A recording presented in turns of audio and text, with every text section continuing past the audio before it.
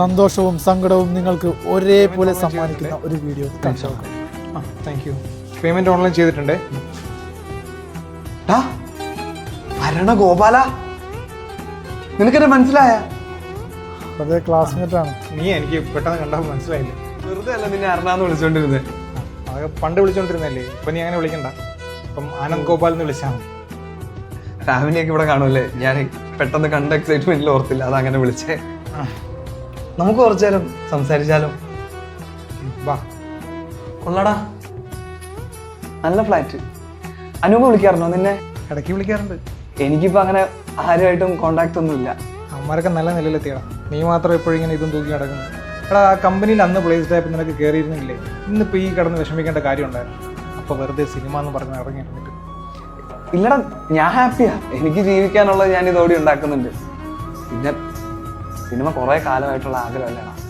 ഏതെങ്കിലും ഒരു വെള്ളിയാഴ്ച എൻ്റെ ദുഃഖവെള്ളിയായിരിക്കും. എടാ, ഓരോ മണ്ടത്തരം കാണിച്ചിട്ട് കിടന്ന് ഉരുളല്ലേ.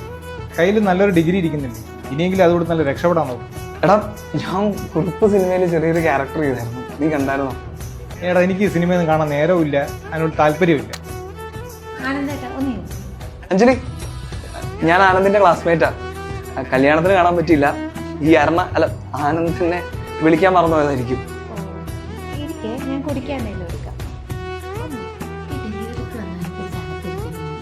ഞാൻ പിടിച്ചു കയറ്റിയൊന്നുമില്ല, അവൻ്റെ കൂടെ പഠിച്ചതാണ്. തിരിച്ചു തരുന്നതൊന്നും എന്ത് ചെയ്യാൻ പറ്റും? അവൻ അങ്ങനത്തെ ആളൊന്നുമല്ല. അതൊക്കെ ഞാൻ നോക്കി കണ്ടും ചെയ്തോളാം.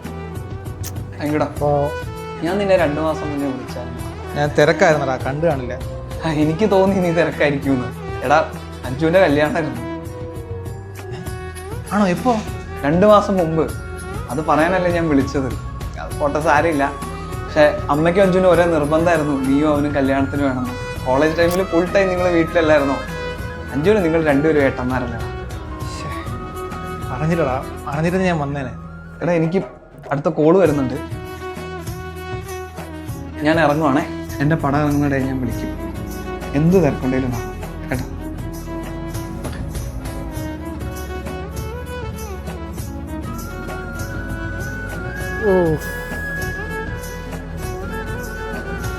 ഫോൺ വിളിച്ചാൽ എടുക്കണേടാ.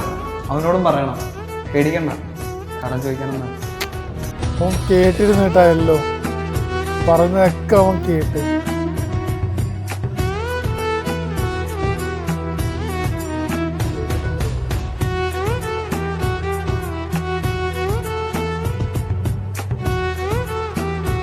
ഏതാ ഒരു സീനല്ല. ഞാൻ പറഞ്ഞില്ലേ, സന്തോഷവും സങ്കടവും ഒരേപോലെ ഞങ്ങൾക്ക് തോന്നുന്നു.